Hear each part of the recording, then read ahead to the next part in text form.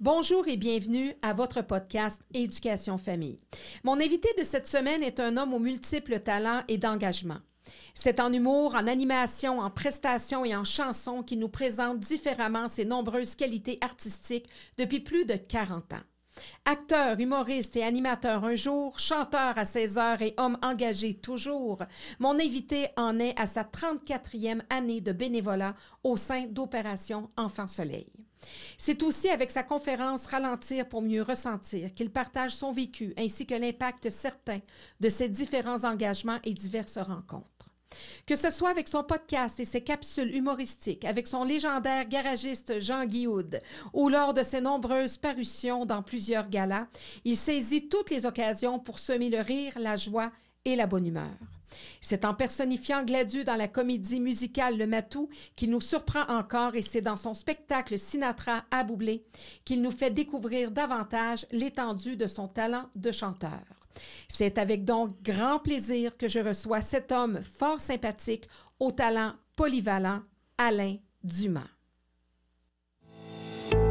Afin de partager, discuter, apprendre, rencontrer, s'informer et comprendre ensemble sur tous les sujets concernant l'éducation et la famille, bienvenue ici à votre podcast Éducation Famille. Bonjour Alain. Ah bonjour Claudine. On se retrouve enfin. On se retrouve enfin. J'ai été persévérante. Exactement. Et puis moi, j'adore ça, la persévérance. Ça fait aussi partie de mon trait de caractère. Et c'est aussi quelque chose que je tente d'inculquer, enfin que j'ai inculqué à mes enfants. Je pense que ça se voit de par leur vécu jusqu'à présent. Et à mes petits-enfants aussi. Alors, je te dis donc bravo et je suis content d'être ici avec toi. Oh, merci d'avoir accepté l'invitation parce que tu es quand même une personnalité publique qu'on voit depuis plusieurs années. Tu es très polyvalent aussi dans tout ce que tu fais. La présentation était juste. Elle est très belle, très bien écrite. On voit que tu as la plume, hein? Tu as le talent pour ça. Un petit talent. Puis je le fais avec cœur, puis c'est vraiment moi qui le fais parce que j'aime ça me connecter à mon invité avant même que la personne arrive. Donc, je me dis, je découvre tout ce que cette personne-là a fait. Puis justement, tu es là pour nous parler de toi. Tu as grandi dans quelle région au Québec? Alors moi, je suis né à Sorel. Alors, je suis né à Sorel en 1961, famille, classe moyenne, comme on disait à l'époque. On demeurait pas loin de l'hôpital Hôtel-Dieu, où j'ai fait les 100 coups dans le champ de l'hôpital avec des amis, tout ça. Alors donc, on vivait là. Mon père était réparateur de télévision. Ma mère était à la maison. Elle s'occupait de nous. 2 sœurs, une plus vieille, une plus jeune. Et c'est là que j'ai grandi, ouais. Et à quel moment tu arrives dans la région de Montréal? Ah, c'est drôle parce que tes studios ici sont dans le secteur d'Annecy. Alors moi, j'ai été accepté au cégep d'Annecy en 1978. J'avais 17 ans. Alors je suis venu ici au cégep d'Annecy, mais ça n'a pas été très long parce que quand je suis arrivé à Montréal, à cette époque-là, je m'étais inscrit en informatique. Pourquoi en informatique? C'est pas ce que je voulais faire, mais comme moi, je voulais faire des communications. Un de mes plus grands rêves, c'était de faire de la radio. Il y avait aussi une envie de faire de l'humour. Puis il y avait aussi cette espèce de rêve qui est resté secret longtemps, celui de chanter du crooner. Ça, c'était des choses qui étaient en dedans. Mais quand j'étais au secondaire et qu'on me demandait, en fait, lorsqu'on nous interrogeait à savoir vers où vous voulez aller, il faut savoir ce que vous allez faire quand vous allez être plus vieux, quand vous allez aller à quel cégep vous allez aller dans quelques années. Admettons, on est en secondaire 2, donc on nous dit dans 3 ans, il faut savoir. Et j'étais très anxieux. J'étais l'un des plus assidus étudiants de secondaire 2 à aller si régulièrement voir l'orienteur afin de déterminer qu'est-ce que je ferai plus tard. Et puis je réfléchissais à ça, j'angoissais quelquefois et je disais à mes parents, j'ai le goût de faire de la radio, j'ai le goût de faire ça. Mes parents disaient, il n'y a pas d'ouvrage là-dedans, tu vas perdre ton temps. Alors, donc, je me disais, ouais, peut-être que mes parents ont raison, puis il faut que tu trouves quelque chose qui va servir. Alors, il y avait cette espèce d'éducation-là qui était chez nous, qui est une façon, je pense, qui était très répandue, qu'il est encore, de dire, va dans quelque chose qui va te donner de l'ouvrage. Alors, j'ai donc fait tous les efforts pour être accepté en... Je ris parce que je connais la suite, moi. Alors, l'idée, c'est que, donc, à partir du secondaire 3 jusqu'à secondaire 4, alors en secondaire 4, on a les examens du ministère qui vont permettre de savoir vers quoi tu vas t'orienter. Mais comme j'ai à un moment donné décidé que je vais aller en informatique parce que l'orienteur me disait c'est là-dedans qu'il y a le plus d'ouvrages. Alors j'ai fait, je m'en vais en informatique. L'avenir. Ben oui, c'était l'avenir. Alors donc, mais j'avais pas les maths. J'étais moyen à l'école en mathématiques, mais il fallait avoir des notes très fortes. Alors, j'ai un peu copié dans des cours et écoute, je raconte ça dans ma conférence, je vais réduire un peu l'information, sinon on va passer trop de temps, mais j'ai tout fait pour avoir les notes auprès d'une enseignante de mathématiques qui s'appelait Sœur Annette Courtemanche. Et là, je fais rire les gens avec cette anecdote-là. Mais finalement, j'ai beaucoup triché et j'ai fait de la peine au petit Jésus, je pense, parce que je me suis retrouvé en informatique. J'ai déménagé à Montréal avec 2 amis étudiants. On était en appartement quelque part pas loin d'ici.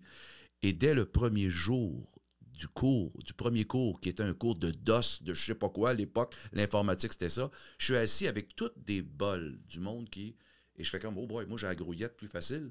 Puis là, à un moment donné, au bout d'à peu près 5 minutes de cours, je te jure, j'ai un appartement, j'ai loué tout. Je lève ma main et je dis, excusez madame, mais je dis, en informatique, on reste toujours assis comme ça derrière d'un bureau. Et là, tout le monde est parti à rire, en faisant comme, ben oui, qu'est-ce que tu fais là, le cave, tu sais.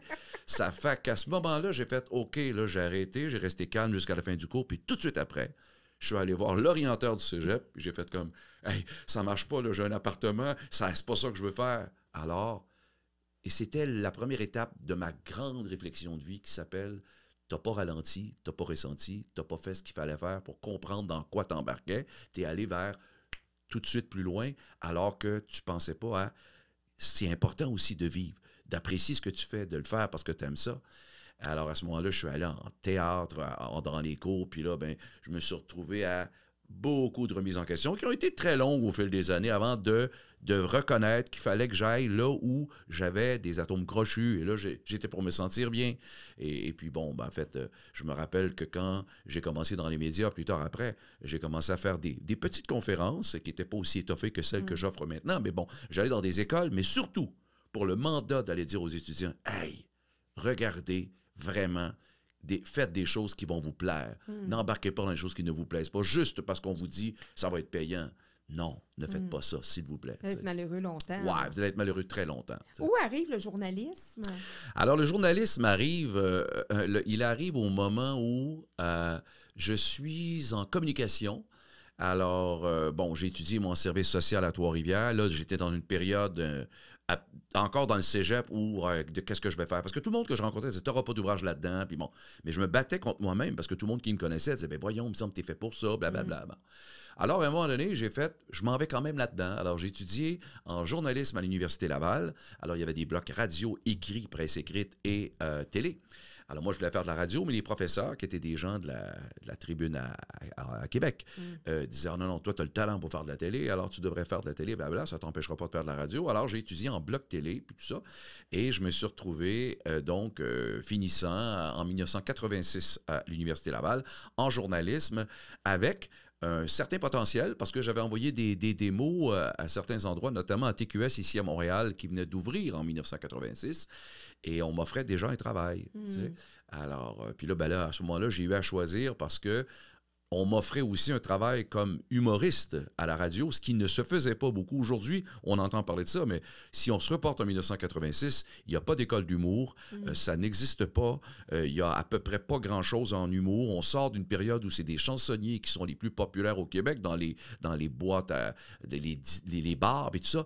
Et tranquillement, on est en 85-86, va tranquillement s'opérer cette espèce de vague d'humour qui est devenue folle. Mais moi, je suis là quand ça naît, avec les ding et dong à la télé, avec les lundis des AA qui se passent à Montréal, au Club Soda.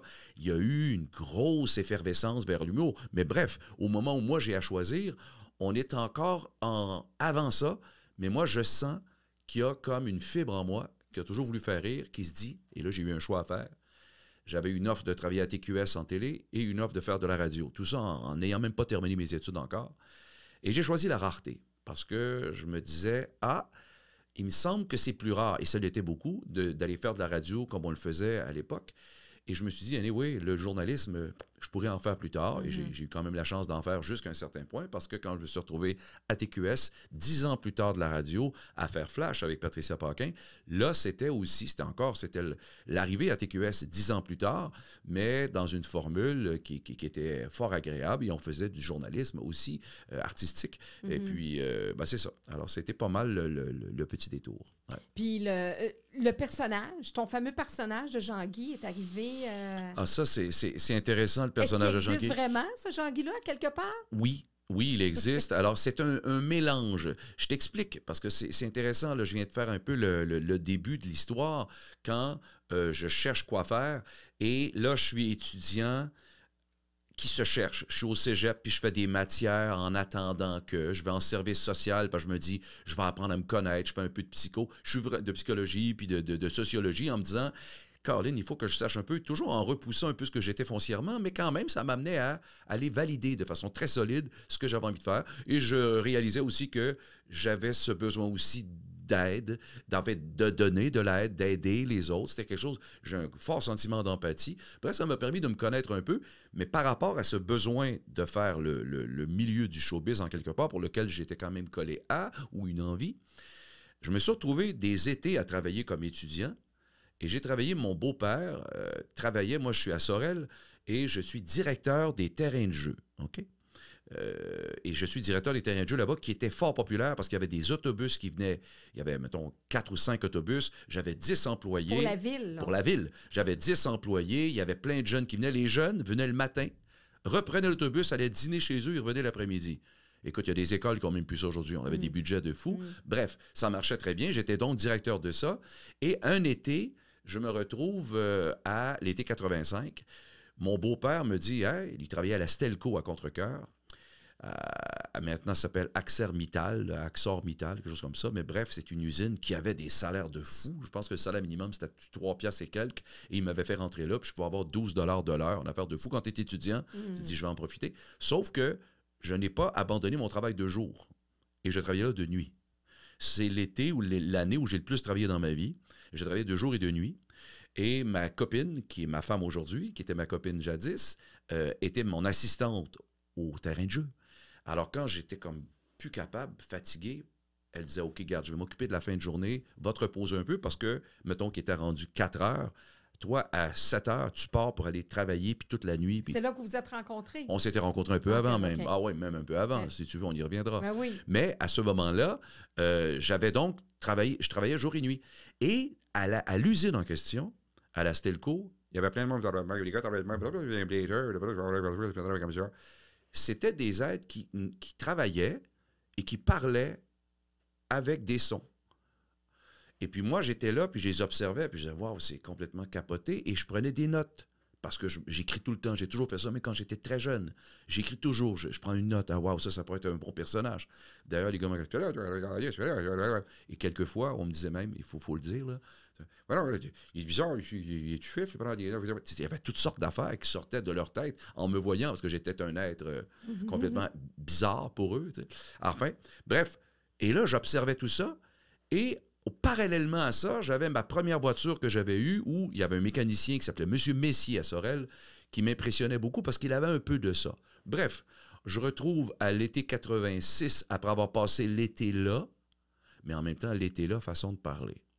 Parce que pendant l'été, à un moment donné, arrive un moment où la station de radio CJSO, qui est dans la ville où je vis, appelle au terrain de jeu et ils disent, on aimerait peut-être ça recevoir quelqu'un de chez vous qui viendrait nous parler de qu'est-ce que c'est les terrains de jeu.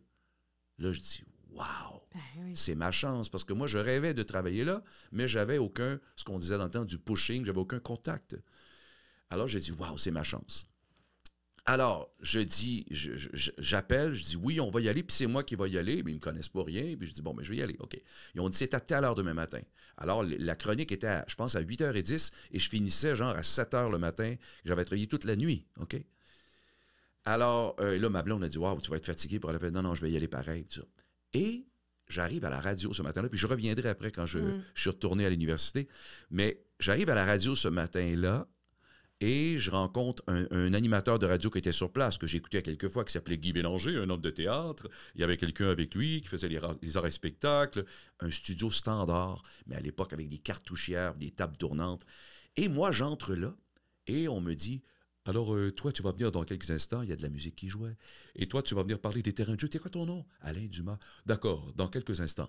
Et là, il commence. Alors, maintenant, on a la météo et on aura Alain Dumas dans quelques instants qui va venir ici parler des terrains de jeu. Et là, je m'approche au micro et là, c'est mon moment. Et là, j'ai chaud, je capote. Et j'ai apporté une feuille, puis je suis là. Parlez-nous du terrain de jeu, Alain Dumas, qui est avec nous ce matin, c'est JSO. Ben écoutez, là, puis je shakais. Oui, on va avoir des activités pour les 8 à 9 ans. Les 10 ans, 11 ans vont jouer au ballon chasseur. OK, c'était à ce point-là. Là. Puis en après-midi, on a un film pour les 8 à 11 ans. Et le film, et c'était bel et bien le film, Le Petit Pousset. Et j'ai apporté une bande-annonce. Et là, le gars en ondes fait comme, bande-annonce. et là, je pars. J'avais apporté toute ma feuille. Petit Pousset, Petit Pousset. Non, non, qu'est-ce qui se passe, Petit Pousset? Allez, vas-y, attrape-le. Non, je ne veux pas me faire attraper. Non, non. Et je raconte un scénario que je joue complètement. Et là, ça riait. Et là, je termine ma chronique et je descends, je me rappelle, c'était un 2e étage. Et là, je descends l'escalier et il y a un monsieur qui est là, directeur des programmes. Il me fait signe, « Hey, toi, il dit, est-ce que tu auras envie de faire ça de la radio? » Et là, je capote. Je fais comme, « Oui, c'est mon rêve. » Parfait, il dit, je vais t'appeler. Et j'ai commencé à faire de la radio là, wow. à CJSO. Mais ce qui se passe donc pour terminer cet été-là, qui est un été qui est fort dans ma vie, qui est de 85, été aussi où je me suis marié avec ma blonde à ce moment-là. À ce moment-là, je rentre à l'Université Laval, faire ma dernière année, à l'Université Laval, de 85 à 86. Et quand j'arrive à l'Université Laval, nous, on est des amis étudiants qui faisons de l'impro qu'on connaît aujourd'hui, mais à l'époque, c'était quand même assez nouveau. Et on était dans une ligue d'improvisation à l'Université Laval. Et on décide de faire un show d'humour. Et on a bâti. Dès nos premières rencontres en septembre, je leur raconte mon expérience de l'usine puis tout ça. Et les gars partent à rire de façon instantanée. Et ça y était. J'avais créé un personnage qui était universel. Et on a joué tout l'été à Rivière-du-Loup, et d'un public qui venait de partout, très, très estival, et des gens touristiques là-bas, et les gens de partout qui venaient voir le spectacle d'humour. On faisait plein de numéros d'humour, qui venaient me parler de Jean-Guy après le numéro que je faisais, qui était un numéro de peut-être 4-5 minutes, pas plus. Les gens disaient, « Ah, toi, tu viens de Chibougamau, hein? » Parce que mon garagiste, un autre dit, « Hey, ouais, t'es venu à Gatineau, toi? » Mon garage, c'est pareil. Et les gens de partout. Ils reconnaissaient tous leurs mécaniciens. Voici maintenant un jeune garagiste formidable, Alain Dumas. Oui, ça va, qui était correct. Qu'est-ce qu'il y a? Qu'est-ce qu'il y a? Qu'est-ce qu'il y a? Quel rare? Qu'est-ce que c'est de rare? Comment c'est rare? Ah, de Renault Bleu? Ouais, celui à côté du garage? Ouais. Ah, je dis ça, boss, il n'y a pas qu'une vidange, ce char-là. Tabatte. Tellement ça, boss. Quand je chiffre mon deux doigts pour un compresseur sur l'overdrive, c'est gratuit, ça ne pas dans le camshaft.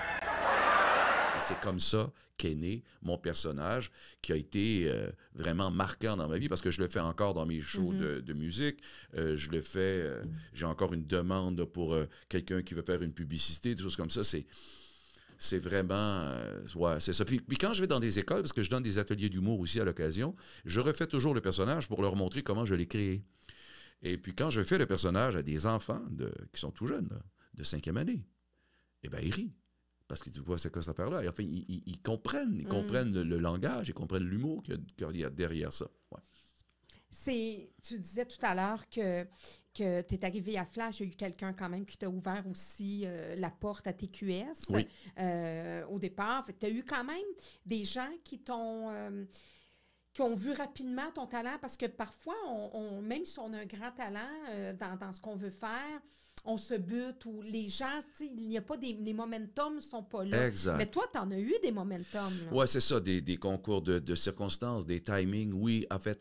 Et oui, Puis, comment je dirais ça? C'est sûr que si on parlait de Flash, parce que tu l'abordes, ce qui se passe à ce moment-là, Flash a... Moi, j'écoute pas la télé. J'ai toujours été comme ça. J'écoute à peu près pas la télé. Je suis pas grand-chose. J'écoute du sport. J'écoute beaucoup de sport tout le temps.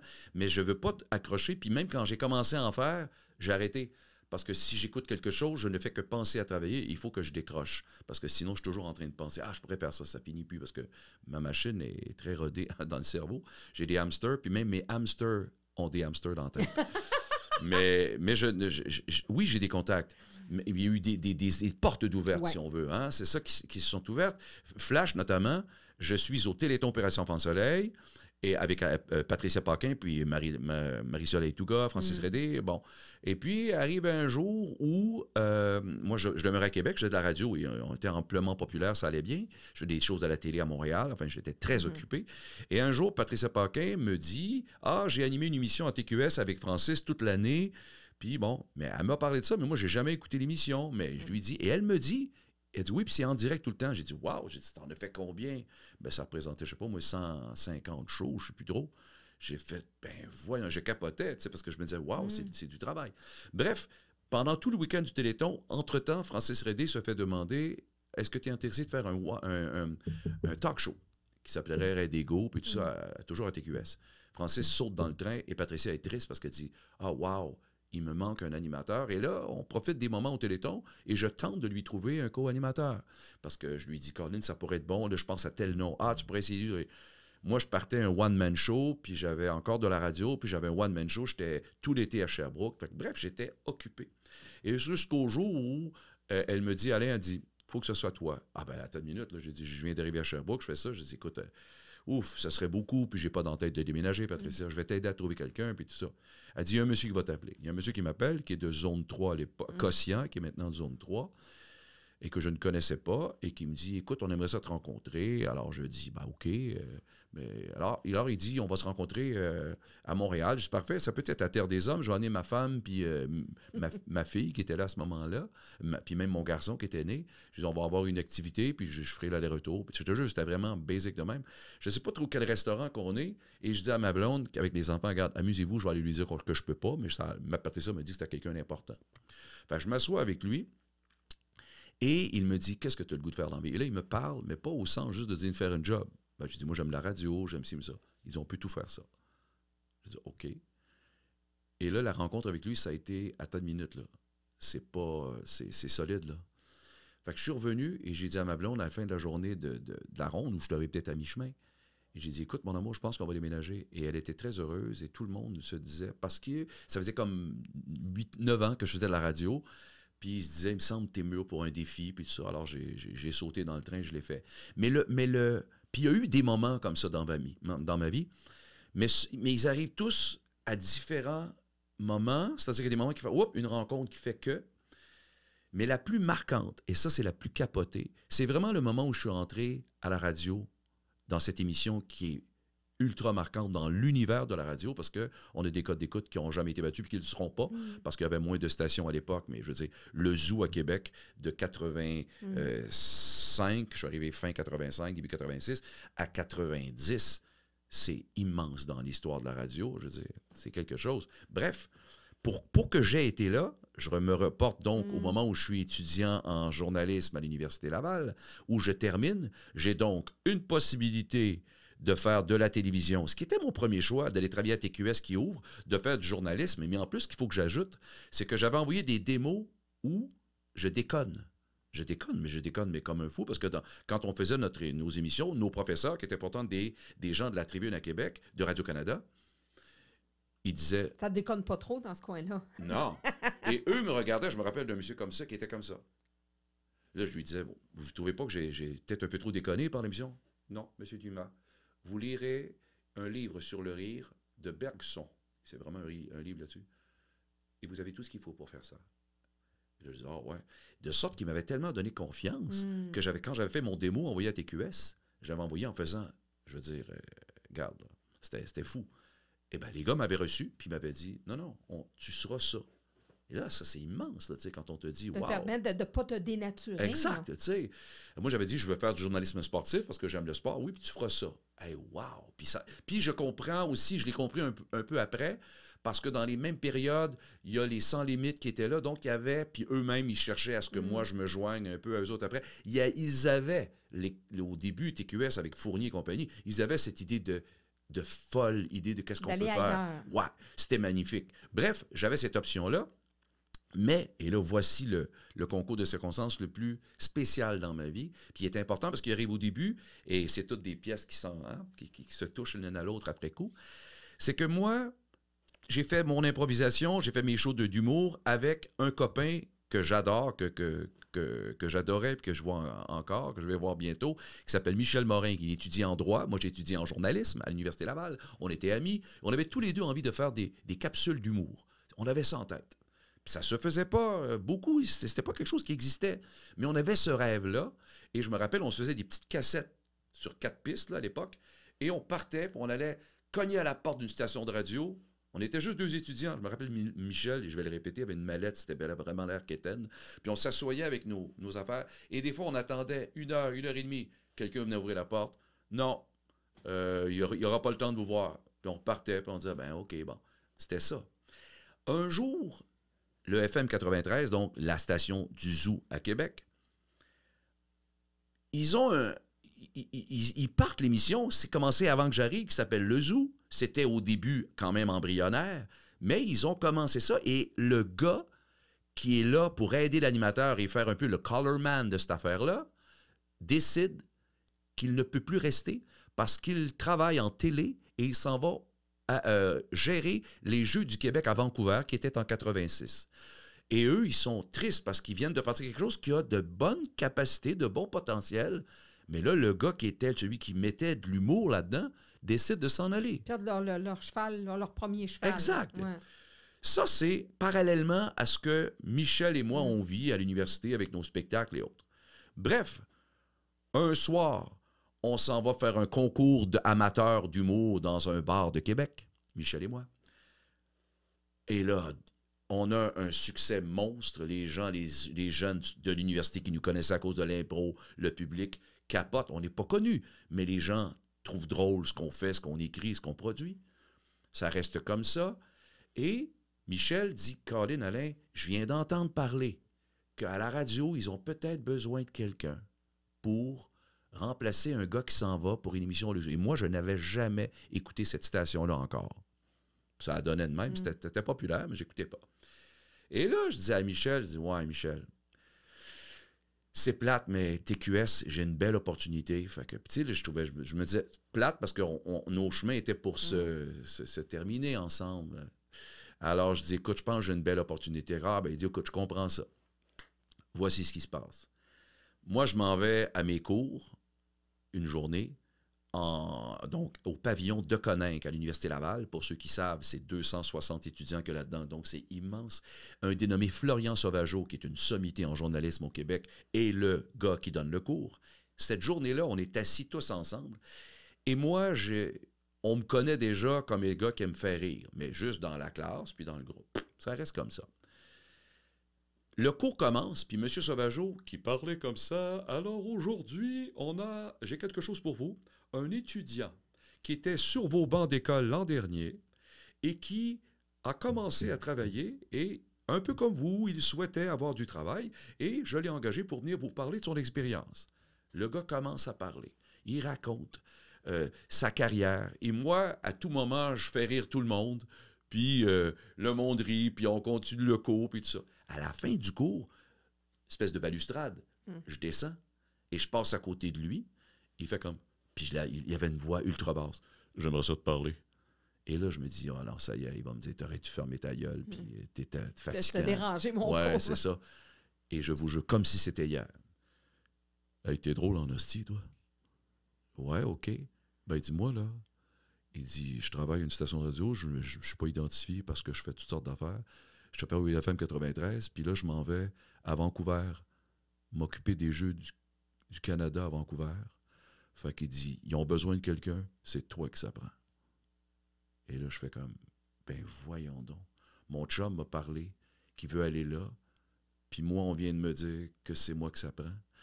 Alors, là, à ce moment-là, j'ai écrit à Michel, ou j'écris pas, j'appelle Michel, je dis « Michel, tu peux pas savoir ce que je viens de vivre. » Le gars qui travaillait au FM 93, qui s'appelle Pierre-Albert Tremblay, je l'ai rencontré parce qu'il était chargé de cours aujourd'hui, ça n'a aucun rapport, et il me dit que c'est moi qui devrais le remplacer. Mais il dit « Je sais que tu as envie de le faire, ce travail-là, fait que si tu veux, je pourrais t'aider. » Fait que Michel dit « OK. » Il va rencontrer l'animateur Gilles Parent.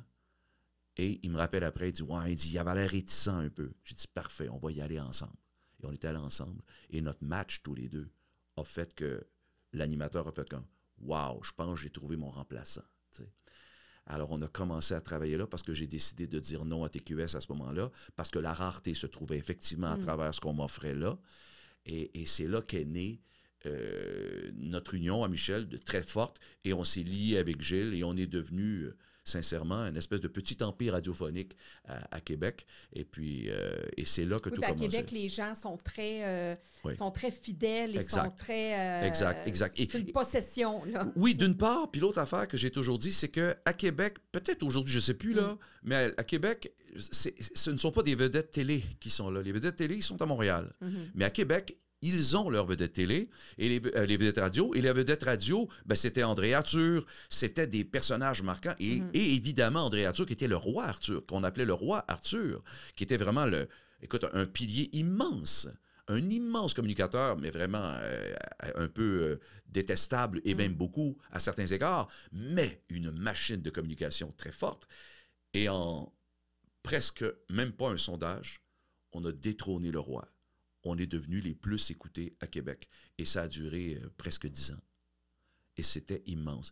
Et là, à partir de ce moment-là, ben, comme on est très populaire, moi, parallèlement à ça, je fais Juste pour rire avec mon personnage de garagiste. Rapidement, Michel Jasmin, qui anime un talk show de fin de journée pour le réseau TVA, qui est tourné à Québec, m'invite, je deviens le garagiste de Michel Jasmin, tellement populaire que comme je faisais mes capsules quand j'enregistrais à la radio, quand on voulait faire un tournage, il faut le dire, là. Moi, j'enregistrais avec mes amis quand on commençait le matin pour écrire ce qu'on était pour mettre en onde à la radio, le lendemain. Quand on commençait à écrire le matin, on commençait à 9 h, on pouvait des fois terminer tout l'enregistrement à 11 h le soir, le producteur peut-être à minuit quelques. Puis quand Gilles entrait très tôt le matin pour animer l'émission, les capsules qu'on avait faites, il se les faisait remettre dans les mains peut-être, à 5 h du matin. Et ça avait été un travail immense. Et ça a été comme ça longtemps. De sorte que, comme je faisais beaucoup de choses ailleurs, je ne pouvais pas briser cette espèce de routine de travail qui était importante. Donc, quand Michel Jasmin et toute l'équipe à TVA Québec m'avaient demandé de venir participer à leur émission, je leur disais, j'ai pas beaucoup de temps. Eh bien, ils disaient, quand est-ce que tu es libre? Ben alors, je leur disais, écoutez, j'ai l'heure du midi. Ils ont dit, parfait. Nous, on tourne, là, on enregistre, puis quand on est rendu à l'heure du midi, on arrête tout pour toi. Je partais. Quand on veut vraiment un bon candidat. Je partais de la radio, là, c'est le Côte-Saint-Sacrement, et je m'en allais sur Miran.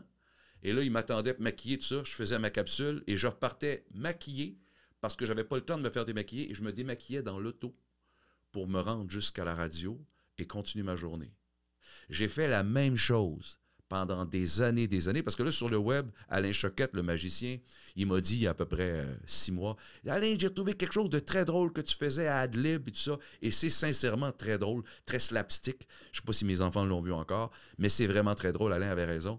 Fait que, et moi, quand je regarde ça, qui a été tourné peut-être en 88, dans ces années folles, quand je le vois, ce que je vois, je me vois, moi, dans l'autobus, parce que je prenais l'autobus, j'avais pas le temps de conduire, il fallait que je travaille pendant que j'étais de Québec à Montréal.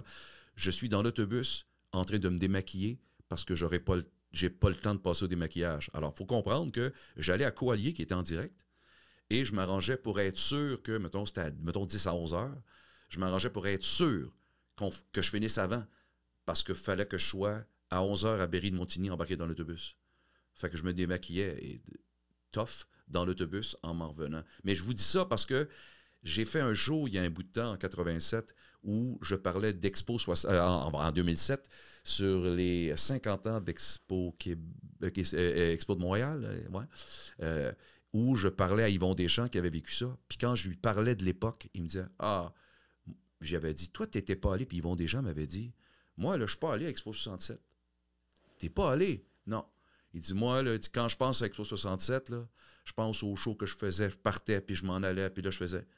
Ben, c'est drôle parce que j'ai pas repensé à Yvon Deschamps avant que tu m'invites. Puis quand je repense à ça, je repense à lui, puis je me dis, wow, oui, il s'est passé plein d'affaires, mais la gymnastique pour réaliser ça, elle était tough parce que je suis un père de famille et j'ai des enfants. Et... Ben c'est ça que j'allais dire, parce qu'à travers tout ça, tu as fondé une famille, tu dis que tu t'es marié avec la femme avec qui tu es encore. Ça fait combien d'années que vous êtes en... 40 quelques années, oui. Donc là, vous avez eu combien d'enfants ensemble? 2. 2 enfants. Fait qu'à travers ça, tu deviens papa. Oui. Et il y a cette logistique-là aussi. Là. Tu dois avoir une conjointe derrière toi qui est solide et... Wow! C'est la meilleure... Quand on est au secondaire, j'ai quelque chose comme... j'ai 16 ans et puis elle a 15 ans. Et ça a été clair, c'est flyé à dire, c'était clair que c'était elle. Puis je savais même pas si je voulais des enfants, mais j'ai rapidement su que si j'avais des enfants, ce serait avec elle. Flyé à dire, hein, aussi jeune. Et puis écoute, là, c'est la meilleure des grands-mamans. C'est le top. T'sais. Qu'est-ce que, pour toi, c'est important de transmettre de plus à tes enfants? C'est quoi le plus beau bagage que tu leur... Parce qu'ils sont adultes maintenant. Ouais. Tu es rendu, on va en parler, tu es rendu... Combien de petits-enfants? 2. T'en as 2, ouais, OK. J'ai Raphaël qui a 4 ans, Justine qui a eu 4 ans et Justine qui a eu 1 an. Et moi, je me rappelle, j'ai toujours parlé de responsabilité, c'est-à-dire que responsabiliser des enfants, les amener... Ah, ça, c'est Raphaël, ouais, qu'est-ce qu'il est adorable. Et je l'ai embarqué dans Enfant Soleil. En fin de semaine, on a tourné une petite capsule pour un événement. J'ai fait, ouais, tu vas embarquer avec grand-papa, sauf que sa mère ne le sait pas encore, mais je vais lui dire. Mais responsabiliser mes enfants, c'est la chose la plus importante. Puis je peux dire une chose, ils sont responsables les 2. Mais c'était quelque chose qui était important parce qu'il y a quand même quelque chose qui dit l'éducation, c'est d'amener un enfant à voler de ses propres ailes. Et c'est quelque chose qui me semble la plus belle parce qu'il faut à un moment donné couper le cordon, mais il faut savoir qu'est-ce qu'on fait avec l'enfant qu'on éduque. Il faut qu'on soit capable de lui dire « vas-y », tu sais. Alors, puis on reste parent toute notre vie aussi. On reste parent, ça c'est juste ça, je dis ça toujours. Ouais, on reste parent toute notre vie, mais on reste parent, on reste des tuteurs, on reste des guides, mais on n'est pas un couveur hein, non, toute notre ça. vie. Fait que c'est ça. Puis ça, c'était une valeur très importante pour moi. Ça reste aussi quelque chose qui est important. Ouais. Puis la différence avec ton rôle de grand-père, parce que tu es présent, tu es très présent dans la vie de je suis content que tu me parles de ça là, parce que je l'ai réalisé. Je te dirais que je le réalise de plus en plus. Je vais te dire, quand j'ai écrit mon livre, il y a une couple d'années, puis je disais écrire un livre, écoute, moi, je ne suis même pas quelqu'un qui lit beaucoup, là, puis c'est aucune prétention de rien. Quand les gens disent « fais des conférences », j'en fais, puis je pense que j'ai ma place pour le faire parce que j'ai un canal qui est X, mais je suis plein d'autres affaires avant d'être conférencier. Mais mon livre, je l'ai écrit comme un fou, j'ai capoté, puis j'ai fait comme... Ils ne changeront pas une virgule, puis ils vont voir qu'il n'y a aucune faute là-dedans. Regarde, je suis un malade. Je l'ai fait, j'ai trippé. Mais mon livre, qui est « Ralentir pour mieux ressentir », on dirait que je le réalise plus là, encore plus hier, parce qu'on est allé faire une randonnée avec Raphaël, qui vient d'avoir 4 ans. Donc, on lui a dit, est-ce qu'on va monter Shepherd? Ce qui n'est pas évident, là. T'sais. Moi, j'ai fait avec Delphine et Antoine, enfin, sa mère et son oncle, son parrain même. Je me rappelle à Tremblant, on montait, puis les enfants étaient tannés, puis tout ça. Bon, évidemment... On est allé au restaurant prep. Delphine et Antoine ont écrit sur les messages textes. Ouais, nous autres n'étaient pas allés. J'ai pas pris la peine de dire. J'aurais écrit, ouais, mais vous aviez chialé la première fois. Ça aurait été pour déconner. Mais en bout de ligne, ce que je réalise comme grand-parent, c'est que je suis plus au ralenti. Donc, je peux bien plus être en connexion avec le petit. Savourer les moments. Ben oui, que je pouvais l'être avant. Mais j'étais là. Tu dis, mes enfants, ils savent. Bon, j'étais là amplement. Mais jamais autant que là. Ce que je dis par rapport à ça, parce que je veux tout le temps qu'il y ait quelque chose à retenir de ce qu'on réfléchit, je ne dis pas ça pour dire que les parents d'aujourd'hui doivent se dire, ben plus tard, on sera... Non. Il faut aussi tenter de ralentir le plus possible, parce que moi, c'est pas aujourd'hui que j'ai commencé à ralentir. J'ai commencé à ralentir quand j'ai commencé à écrire mon livre. Hein. Et puis là, on parle de 2020. Là, ce que tu me racontais, 2015. c'était 100 000 à l'heure, ta vie professionnelle. C'était 120 000 à l'heure. sais. Si c'était à refaire, est-ce que tu referais la même chose ou tu irais de façon plus modérée? En fait, je suis pas de nature à avoir des regrets, puis je pense que je l'ai fait du mieux que possible. Je raconte dans ma conférence qu'il y a un moment important dans ma vie qui se passe, c'est-à-dire qu'il y en a un où je suis au FM 93, donc à la radio, je fais le zoo, puis tout ça, puis on a parlé tantôt de ces années-là, 86-90. Je suis dans ces années-là, tout part en vrille. Et à un moment donné, le directeur des programmes de TVA, où je vais à l'occasion, voir Adlib et tout ça, puis j'ai animé aussi Drôle de vidéo, qui était une émission qui tirait 1 million de téléspectateurs, pour laquelle je travaillais énormément aussi. Bref, donc j'ai beaucoup d'incursions à TVA, et le directeur des programmes de TVA appelle mon directeur des programmes à la radio, qui était Claude Thibodeau, et il lui demande, Michel Chamberlain demande à Claude Thibodeau, excuse, est-ce que ça t'embêterait si on demandait à Alain Dumas de venir tous les soirs à Adlib? Il serait là tous les soirs. Bon, évidemment, ça va lui demander de prendre l'avion tous les jours, tu sais. Est-ce que ça t'embêterait? Claude, bon joueur, dit non, en se disant lui-même, ben, s'il veut vivre avec ça. Mais quand on m'aborde la chose, je fais comme, mais là, ça n'a pas de sens. Je veux dire, je ne verrai jamais mes enfants, tu sais. Je veux dire, je vais finir le jour, je vais courir de Côte-Saint-Sacrement, m'en aller jusqu'à l'aéroport à Québec, ancienne Lorette. Je vais embarquer dans l'avion, je vais arriver là-bas, taxi rapide qui m'amène à TVA, je fais Adlib. Mais c'était pas une vie, ça. T'sais.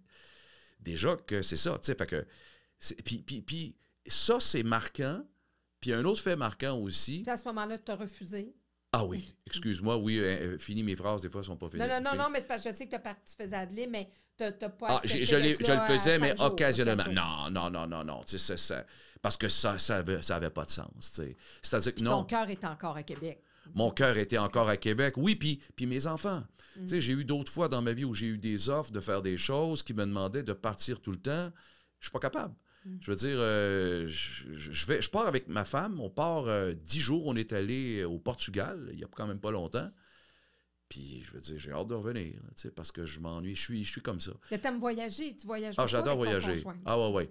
Je voyage beaucoup. Je voyage aussi avec les enfants, avec les petits-enfants. On le fait, on va le refaire encore.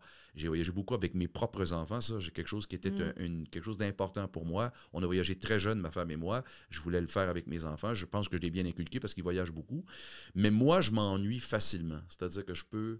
Tu sais, des fois, les gens disent « Ah, t'es bon, il n'y a pas grand mérite. Je m'ennuie. » Tu sais, je me rappelle d'années où, justement, quand j'ai commencé, puis c'était fou la vie, ben je veux dire, juste pour rire, me demandait d'embarquer dans leur giron, mais là, ça s'appelait une autre affaire de fou. Tu sais, j'avais des horaires de fou. Je me disais, mais non.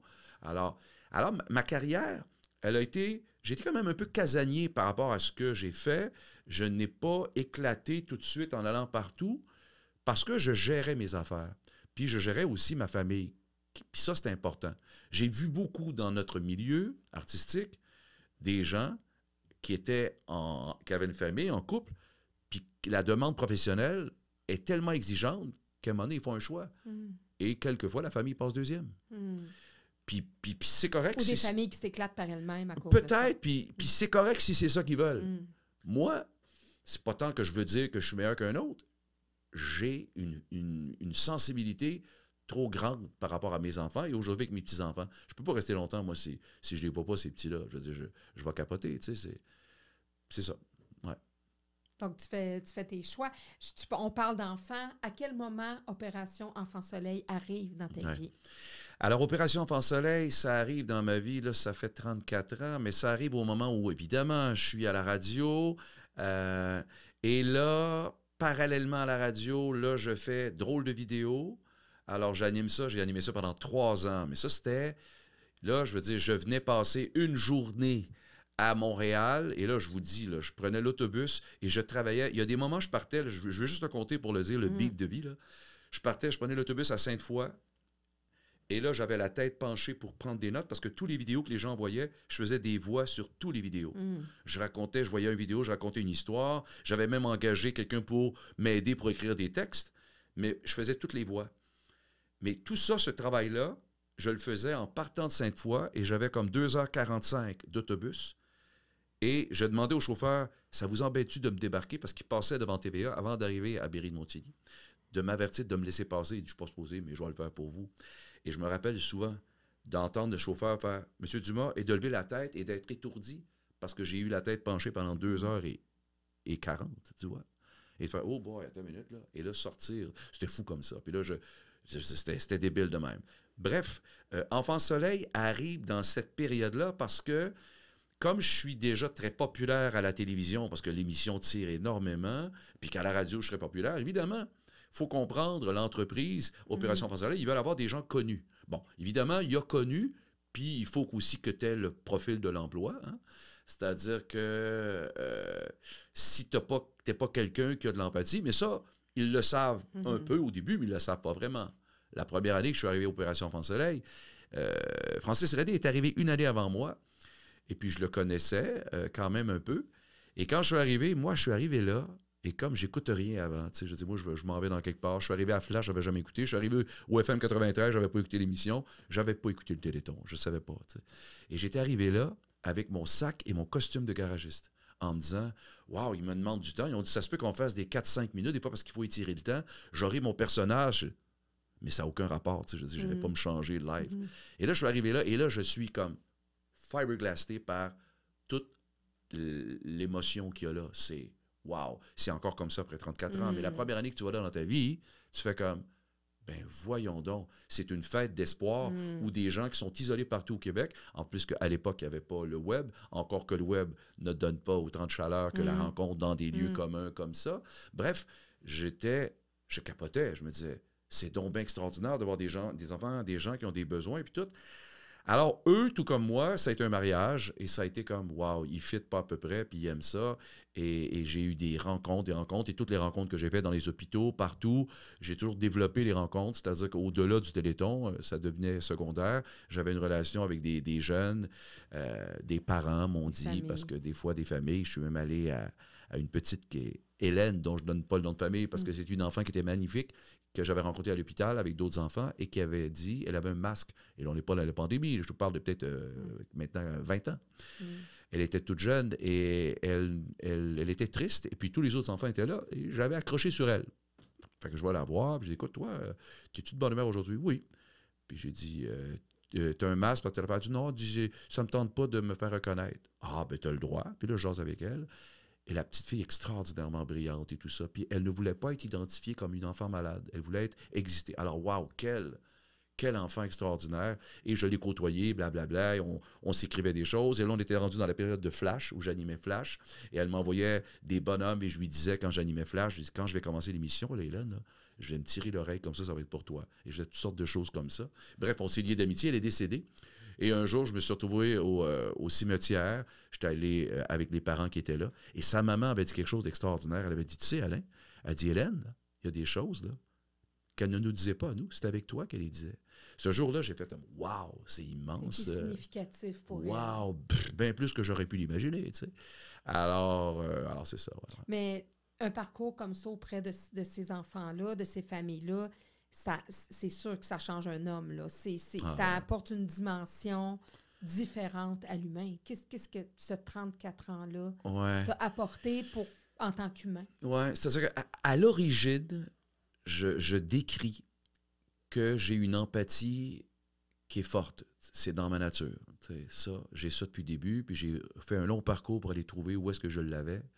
Puis j'avais une mère qui m'incitait à être empathique. Ça, c'est quelque chose qui est important aussi. J'essaie d'inculquer ça. C'est-à-dire que s'il y a un geste d'empathie qui est beau, il faut le renforcer. T'sais. Bref, ça, c'est quelque chose qui est avant que j'arrive à Opération Enfant Soleil et qui arrive bien avant que j'en sois à 34 ans. Qu'est-ce que ça peut avoir changé ayant ça comme bagage de base? Écoute, qu'est-ce que ça a changé? Ça me donne, c'est sûr, une plus grande compréhension de la fragilité de la vie. Ça me donne une belle lecture de ce que c'est, plus grande en fait, parce que j'ai trop d'exemples autour de moi, j'ai trop vécu de choses qui viennent confirmer ce que je pouvais penser. Et les rencontres avec les parents, ça, c'est magnifique parce qu'il n'y a personne qui vit les choses de la même manière.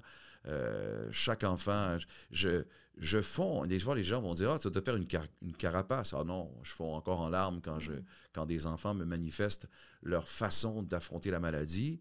Je reste encore étonné de par toutes les formes d'expression que peut avoir ce combat-là. Fait que ce que ça fait, ça fait de moi quelqu'un qui est encore plus compréhensif. Mais la base reste la même. Ce désir de comprendre, ce désir d'aider, d'être une courroie de transmission pour que le public saisisse que c'est nécessaire. T'sais. Puis tu as vu l'évolution, justement, que tout cet argent-là amassé... Oui, puis nous, l'appareillage, qu'est-ce que ça peut faire? On le voit toujours. Puis au fil des années, c'est le fun parce qu'au fil des années, bon, ça te donne une crédibilité, c'est sûr, c'est normal, mais la crédibilité, tu peux t'en foutre, mais tu peux être content de l'avoir parce qu'elle va encore te permettre d'apprendre davantage. Je donne un exemple. Il y a une année, il y a un médecin qui me dit que je rencontre, comme je t'ai déjà rencontré au Téléthon, il y a un médecin qui est là, je me rappelle de son nom parce que c'est un nom qui ressemble à un coach de hockey. Il s'appelle Jean Perron, qui est de pédiatrie, chirurgien pédiatrique à Québec, que je ne connaissais pas plus que ça. Je lui parle de toutes ces choses. Et au sortir de l'entrevue, il me dit comme ça, il dit « Hey, aimerais-tu ça si c'était une entrevue à cœur ouvert d'un bébé? » Là, je fais comme « Oh boy! » Et là, j'ai fait comme « OK, je vais y aller. » À une opération. Oui, une opération. Et lui, il voulait que je vienne parce qu'il se disait, il va faire comprendre aux gens à quel point c'est utile. Il va voir. Il me parlait de choses qui sont maintenant capables d'être achetées grâce à Opération Enfant Soleil, des appareils qui leur permettent à lui et son équipe de vivre. Hey, je me rappelle d'une chose. Je suis là ce jour-là. Écoute, celle-là, ça s'est capoté. Je ne devais... Évidemment, on ne peut pas rencontrer les parents quand il y a cette affaire-là. Puis, c'est pas c'est-à-dire qu'il y a une règle qui fait que les parents ne doivent pas savoir puis, qu'est-ce qui va se passer dans la salle d'opération. Alors, ils partent toute la journée. Ils sont genre à Place Laurier cette fois-là. On leur donne un beeper puis on leur dit quand l'opération est finie. Alors, moi, je ne les rencontre pas. Je ne sais pas c'est qui. Parce que, oui, c'est ça. Ça reste secret. Bon. Écoute, ça, là, je te jure, c'est vrai comme je suis là. Bref, l'opération, je suis derrière, toute l'équipe est là, moi je capote parce que je sais que c'est un petit cœur qui est là. Et là, ils font une opération et lui, il me parle pendant qu'il opère. Et tu sais, Alain, là, on est en train de faire toujours, donne-moi tel appareil, OK, telle chose. Puis tu sais, là, le cœur que tu vois ici, bon, et là, on a des petits fils. Et là, il y a quelqu'un qui me donne un fil, et j'ai gardé le fil chez moi, qui est mince, comme plus mince, beaucoup plus mince qu'un fil de soie dentaire. Et c'est ça qui fait qu'on va refermer la plaie. Ils font tout ça. Et à un moment donné, moi, je capote, je dis... S'il vous plaît, arrêtez de parler, là, parce que je veux dire, vous devez... Ah non, allez, on est habitués. Là, je faisais « Wow! » Et là, il fait tout ça. Il fait l'opération, il termine l'opération, il s'était terminé, ça avait été un succès. Il voulait me montrer à quel point, aujourd'hui, ils sont capables de faire de plus en plus de choses. Et des rencontres comme ça. Écoute, j'ai vu un médecin à Montréal, à Sainte-Justine, qui m'expliquait, qui faisait un discours, puis il disait « On a besoin de vous, Opération Enfant Soleil, pour les appareils, puis tout ça. » Et j'avais fait comme, non, lui, je veux qu'il était trop extraordinaire. Je me suis battu, j'ai dit, je veux que tu viennes. Je renvoyais la balle, là. Toi, je veux que tu viennes. Tu t'exprimes trop bien. Et il est venu. Tu as parlé de ton travail, puis de son travail. Où est-ce qu'ils vont les dons? Oui, puis pourquoi? Parce que lui, il le disait verbalement à quel point c'était utile.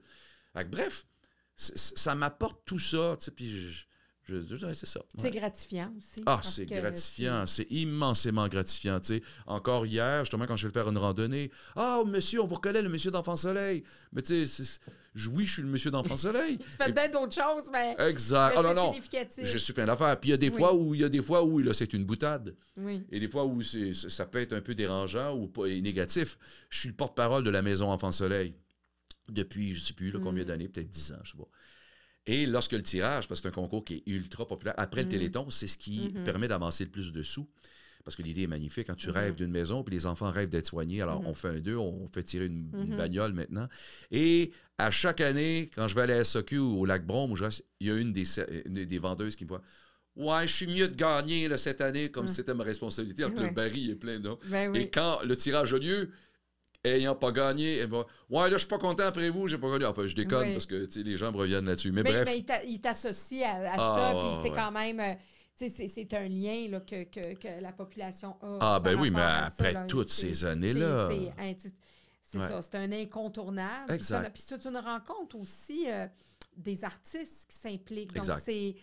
Ils se mettent vous vous mettez ensemble pour être ne serait-ce qu'une voix pour ces enfants-là. Ouais. Il y en a d'autres fondations, là, Opération Enfant Soleil, mais puis ça répond aussi à plusieurs hôpitaux. Là. Exact. C'est-à-dire que la particularité d'Opération Enfant Soleil, c'est d'offrir des soins pédiatriques à tous les enfants malades du Québec et il n'y a pas de limitation de pour telle raison, pour telle affaire, telle affaire. Tout est étudié en fonction des besoins. Si les besoins sont plus grands pour un hôpital, pour un service de soins, une garderie qui offre des soins particuliers ou autre, tout est étudié avec une table de concertation. Ça se fait à chaque année. L'argent est recueilli et là, il y a eu des demandes. Et là, tu as des médecins, des gens de différents secteurs qui vont faire « OK, telle année, il y a eu telle chose. Alors là, ça pourrait être telle affaire. » J'ai assisté une fois parce que je voulais voir comment ça fonctionnait. Et wow, c'est fait de façon extraordinaire. C'est pas pour rien qu'Opération Enfant Soleil, c'est une des fondations les plus reconnues parce que, d'une part, les gens, l'argent qu'ils mettent là-dedans, tout le pourcentage qui va à la cause, wow, il est extraordinaire. Je peux te dire. Oui, parce que des fondations qui en restent plus épais pour la exact, vraie cause. Là. Puis moi, il y a encore, puis ça, je le tiens, j'ai aimé que tu le dises dans la présentation. Moi, je suis bénévole. Et j'ai un ami, il y a peut-être 2 ans, un gars brillant, là, je ne veux pas le nommer, mais il est vraiment brillant. C'est un gars qui écrit plein de choses. Il y a 2 ans, lui, il me connaît depuis au moins 35 ans. Il me dit, il me voit dans une activité d'Opération Enfant Soleil, il me croise. Il dit, mais là, attends une minute, là. Il dit, toi, t'es pas payé. Je dis, André, ça faisait 33 ans. Non, non, je suis pas payé, je suis bénévole. Si je me déplace quelque part, ils vont me donner mes sous pour mon déplacement. Mais oublie, j'ai jamais eu une scène, j'ai toujours fait ça. Et c'est l'affaire, puis je l'ai toujours dit d'ailleurs, puis c'est en même temps l'affaire la plus payante que j'ai faite dans ma vie, la plus gratifiante, parce que ça me nourrit plus que plein d'autres affaires. Et puis pour un gars qui avait choisi d'aller en informatique, plutôt que quelque chose qui était avec son cœur, tu te retrouves avec une affaire là, que tu te dis, faut aller avec ce qui nous fait vibrer. Plus dans le cœur que ça. Là, ouais, c'est dur à battre. Non, puis c'est ça. C'est plus... Comme on dit, il faut que les bottines suivent les babines. C'est une fondation. Puis c'est vrai qu'il y a des fondations, justement, que les gens qui vont être là vont être payés, tout ça, mais... C'est ça. Nous, c'est pas ça. Dans le bénévolat... exact. Non, c'est ça. C'est totalement ça. T'sais. Puis il y a eu des affaires, que j'ai eu à faire des choix de choses qui étaient payantes parce que je m'étais engagé. Puis j'ai fait, OK, l'affaire payante, elle viendra une autre fois parce que je me suis engagé puis je vais être là. T'sais. C'est un gars de parole. Oui, oui, ça, c'est important aussi. Tenir parole, oui. La loyauté. Ah, exact. Oui, tout à fait. Ça motive souvent là, quand on a nos actions à prendre. Moi aussi, je suis de cette trempe-là. Tu sais, quand tu as la loyauté dans tes valeurs puis l'engagement, ben tu y prends plaisir plus facilement. Oui, parce que tu as raison, en fait. C'est ça. Oui, on peut disserter sur ça parce que si tu n'avais pas comme une satisfaction de loyauté, laquelle tu vas souhaiter que les gens aient aussi. Hein? Comme si tu l'as, tu vas la souhaiter des autres. Si les autres la manifestent, tu es peut-être plus content qu'un autre parce que c'est une valeur qui est forte pour toi. Or, mais c'est plus facile à transmettre aussi si elle t'habite. D'une part, mais la gratification, le bonheur que tu vas avoir à la respecter pour toi-même, il est là aussi. Fait que oui, je pense. Ouais. Tu te fais plaisir en chantant parce que tu as une très belle voix. À partir de quel moment tu as pu... Ça fait longtemps que le désir était là. Tu en as parlé tout à l'heure de chanter. Ouais. Est-ce que c'est parce que chez toi, ça chantait? La musique, est-ce qu'elle était présente chez toi quand tu étais jeune? C'est drôle, ça, parce que j'étais en supplémentaire à Bromont il y a quelques semaines et j'ai un band de musique, tu sais, Annick, Ben... Simon, qui sont là, et ma pianiste, avec qui je suis depuis maintenant pas mal d'années, ce sont tous des gens de musique. Ils ont étudié, ils enseignent la musique, ce sont des pros.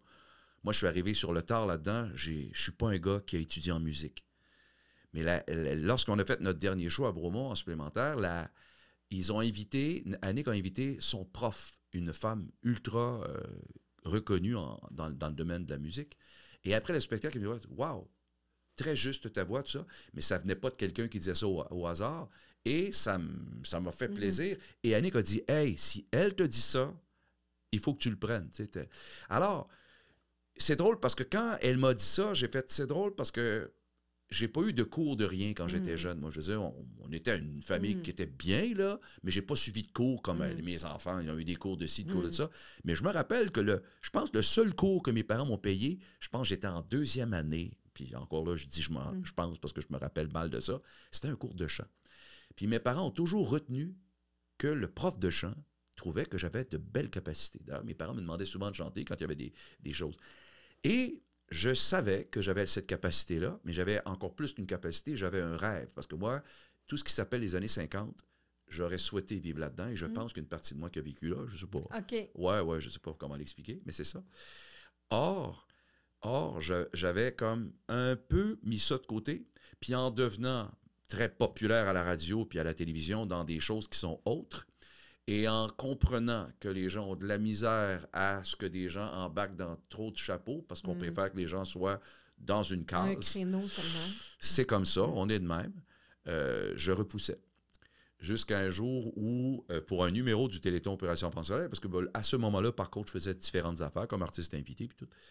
Jusqu'au jour où j'ai fait, Caroline, mettons, je t'ai rendu, je sais pas trop. Me paye la traite. Ben, j'ai dit à un ami qui était pianiste, qui m'avait accompagné pour un numéro Enfant Soleil, puis je disais, c'était un monsieur que je connaissais pas, mais qui un jour me dit, dis-moi, j'ai joué avec Claude Blanchard. Je fais, attends, oui, tu as joué. Ah oui, puis la musique des années 50, tout ça, c'est tout mon bag. Je dis, ouais. Et là, je lui dis, pas la première rencontre, la deuxième, la troisième, mais là, j'ose le dire. Je dis, écoute, André, qui est décédé aujourd'hui, André Labonté, j'ai dit, écoute, André, je vais te dire quelque chose que j'ose jamais dire. Moi, j'ai un rêve de faire ça. Il dit, ouais, ben, tu fais bien de me le dire. Or, un jour, il dit, moi, j'ai un petit bar à Trois-Rivières qui s'appelait Le Pilote. Là, en tout cas, il dit, je vais là les fins de semaine. Il dit, écris-moi quelque chose. Là. Puis il dit, je t'accompagne toute la soirée. Je fais, oui. Et là, moi, j'ai travaillé comme un fou. J'arrive là. Et là, on a eu un plaisir. Il a fait, waouh, c'est le fun, telle affaire. Pas de nouvelles pendant 3-4 mois. Mais déjà, j'aurais pu ne pas en avoir, puis ça aurait été pas grave. Il m'appelle à un moment donné, il dit, Alain, j'ai un ami qui prépare un spectacle, là on est en 2014, et il dit, j'ai un ami qui prépare un spectacle sur les 100 ans de Frank Sinatra, et il dit, il cherche des chanteurs. Je dis, parfait. Il dit, as-tu un démo? Je dis, oui, j'ai fait pour la télévision une émission que René Simard animait, une chanson qui était ma chanson fétiche, qui s'appelle Mac the Knife, qui est chantée par Bobby Darin, qui a été chantée par plein de chanteurs. Alors, je lui envoie ça. Puis j'étais très fier, parce que sincèrement, ça sonnait bien. T'sais. Fait que j'envoie ça.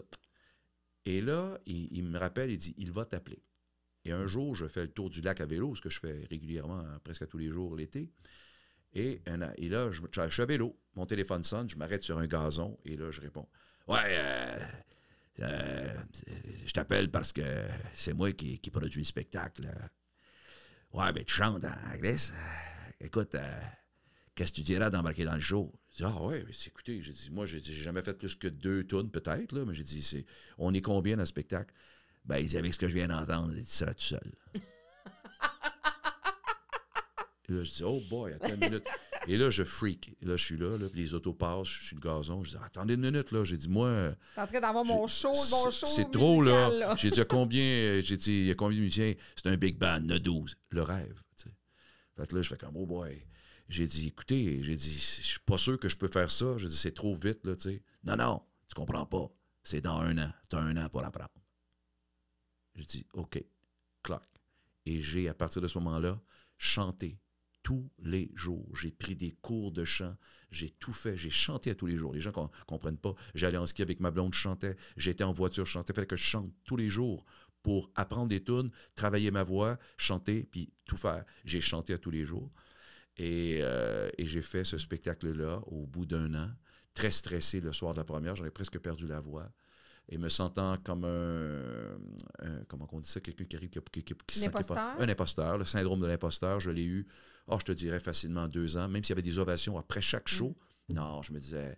Tu ne voulais pas te donner le droit. Je me donnais pas le droit. Puis ce côté-là, de dire, on est dans une case, je me dis que je devais l'avoir moi aussi. Alors, je me jugeais sévèrement. Puis j'étais pas aussi bon que j'ai pu le devenir parce que il me manquait cette petite affaire-là. Fait que même si le monde se levait à la fin du show, puis c'était partout. Là, j'ai fait... Ouais, mais puis en cours de route... C'est un bon public aussi.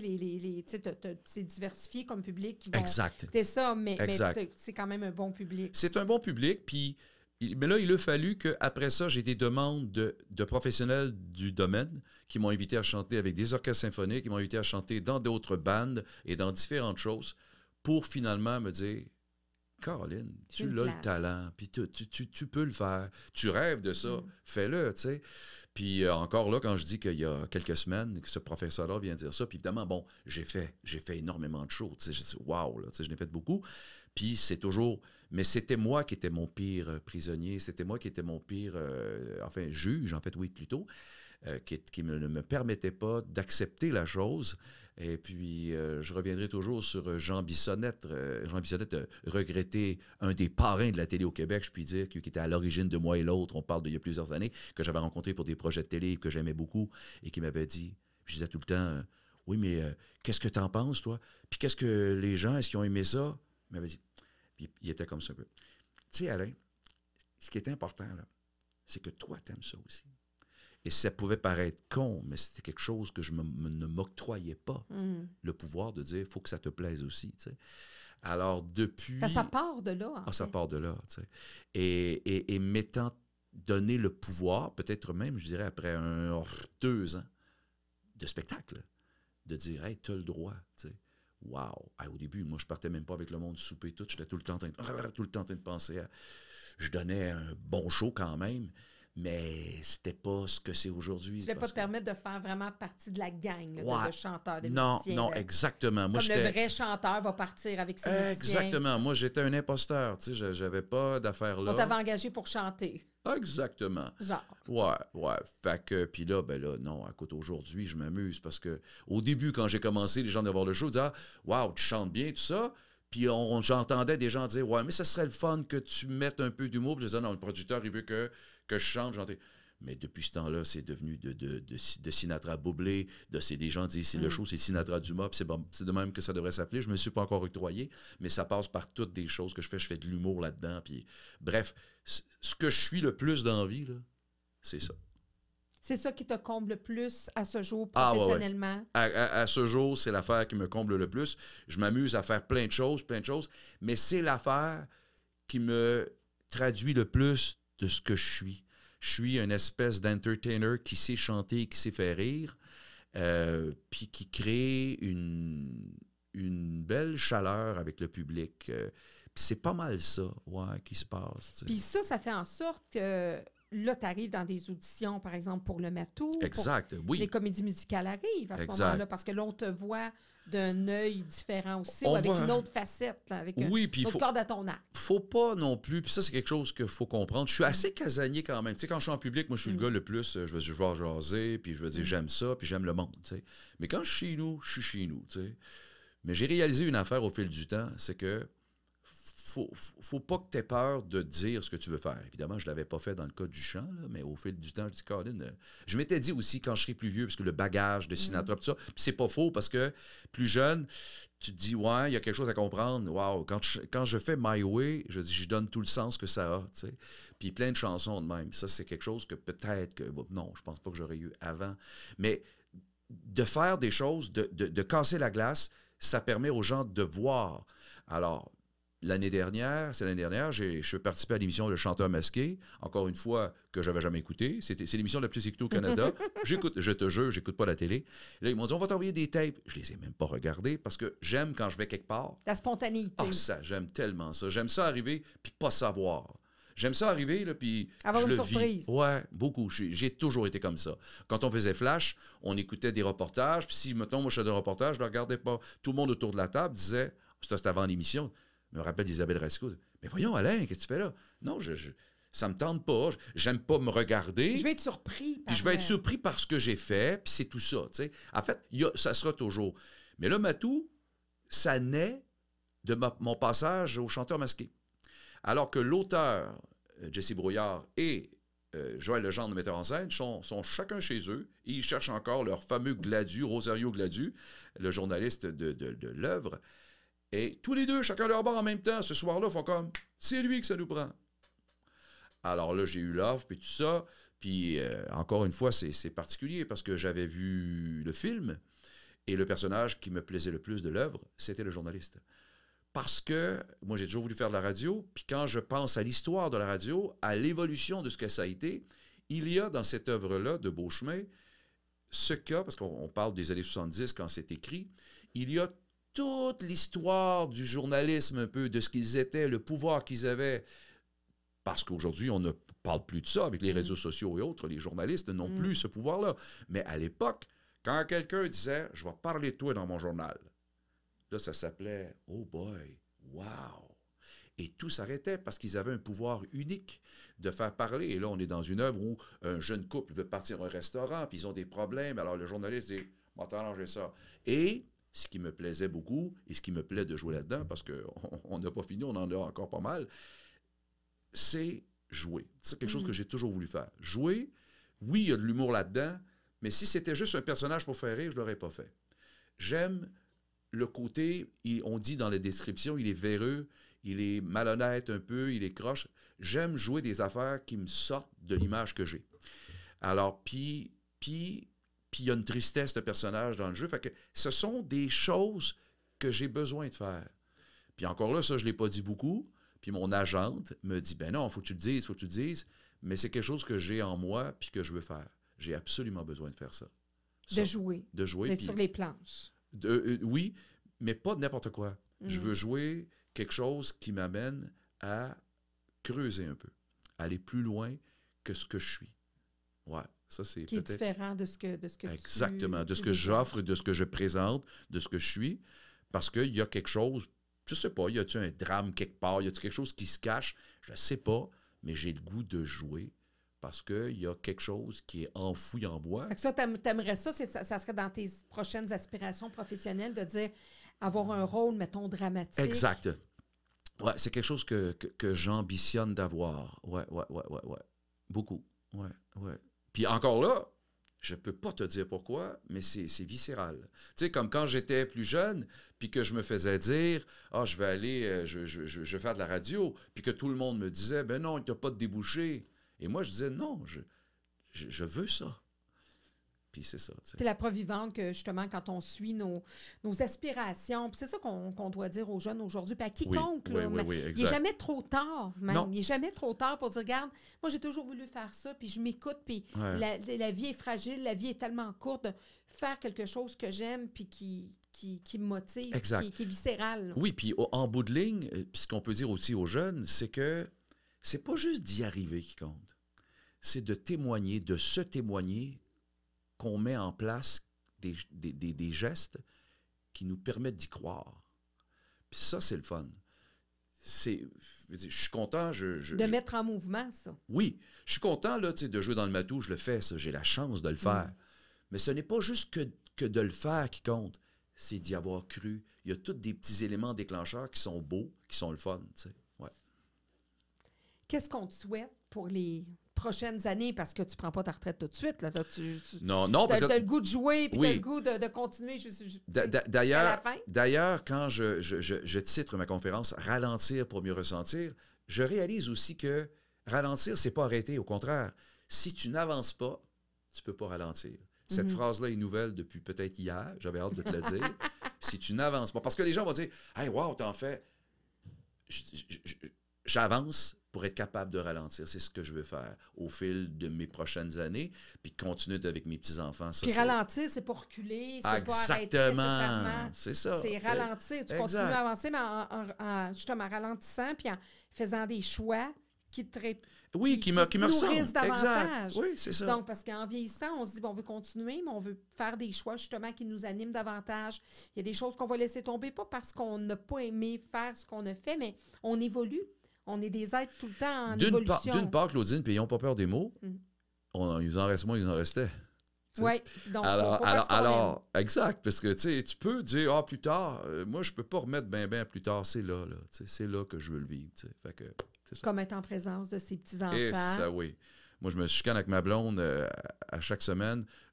C'est moi qui vais le chercher, Et d'arriver dans la garderie, puis les éducatrices le savent, ils font comme, oh boy, attention à ce qui s'en vient. Raphaël, grand-papa, il me saute d'un bras, là, c'est comme, ça, c'est la plus belle affaire sur la terre. Le plus beau rôle que je vais avoir joué dans ma vie, c'est celui de grand-papa. Ouais. Et en terminant, qu'est-ce que justement, quand tu seras plus là, tes petits-enfants, qu'est-ce que tu leur souhaites? Qu'est-ce que tu voudrais Ouais. qu'ils Perpétuer, disaient, là, ouais, dans la c'est vie? ça. Non, c'est une belle question parce que je suis rendu là, moi. Qu'est-ce qui me suit après? Et je travaille dans ce sens-là parce que je trouve ces dernières années, avec tout ce qui se passe dans notre univers, de gens qui sont trahis par de mauvaises choses, de mauvaises affaires, et je suis triste parce que je me dis, mais qu'est-ce qu'ils vont laisser? Ils ont fait de belles choses, mais qu'est-ce qu'ils laissent? Or, ça m'a amené à me dire, OK, qu'est-ce que je laisse, moi? Ben, en fait, ce que je souhaite, c'est que... Puis c'est drôle parce que je m'étais fait dire ça par ma fille quand je la coachais à la ringuette. J'étais exigeant, puis je disais, ouais. Puis je me disais, let's go. Puis je me trouvais un peu intense avec elle dans le sport, chose dans laquelle j'étais très intense et je pense que je le suis encore un peu. Mais à ce moment-là, je disais, ouais, il me semble que je suis trop. Puis je disais à Delphine, des fois, j'étais trop. Elle dit, non, papa, c'était bon, telle affaire. Et un jour, il y a quelqu'un qui s'occupait d'elle dans le sport. J'ai dit, puis as-tu bien performé? Ils ont dit, oui, mais... Ils ont dit, sais-tu ce qui est beau avec ta fille? Caroline, qu'elle est bien dans sa peau. Et j'ai fait comme, wow. Si je peux en arriver à ce que les enfants soient bien dans leur peau, qu'ils soient bien dans ce qu'ils décident de faire, qu'ils s'acceptent comme ils sont, wow, ça si j'ai pu contribuer à ça un peu, c'est un sacré bel héritage, tu sais. Puis il y aura ce podcast aussi. Exact, qu'ils pourront revoir. Ils pourront revoir. Tellement une belle rencontre, Alain. Je ne sais pas si tu sais, mais à chaque fois, je remets un diplôme à mes invités. Ah oui, OK. Parce que je reste quand même un prof. Exactement, monsieur le professeur. Ouais. Alors, certificat d'engagement décerné à Alain Dumas pour son talent d'animateur et de communicateur, pour son humour, pour Jean-Guy et tous les rires suscités, pour toutes les superbes prestations sur scène et partout ailleurs, pour les crooners qu'il fait revivre l'instant de plusieurs chansons, pour son immense implication au sein d'Opération Enfant Soleil, pour tous ses enfants et ses familles pour lesquels il continue de faire une différence à travers ses engagements, pour ceux qu'il a dû voir partir en les portant toujours dans son cœur et en ne les oubliant jamais, pour tous ceux qui survivent et guérissent en lui insufflant la conviction de continuer sa mission, pour les événements heureux qu'il a su accompagner à travers ses chansons et ses spectacles, pour ses moments en famille et ses nombreux voyages lors desquels le temps ne presse pas, pour son plus beau rôle qu'il attendait tant, devenir grand-papa, pour les siens, pour Raphaël et la Justine. petite Justine, parce qu'ils sont son meilleur public. Wow! Quel timing à partir du moment où je venais de te déclarer que c'était mon plus beau rôle. Merveilleux. On aurait pu l'écrire, ça n'aurait pas été mieux fait. Merci à toi. Merci vraiment pour cette belle rencontre, Alain. Merci beaucoup. Merci. Wow! Je suis très touché.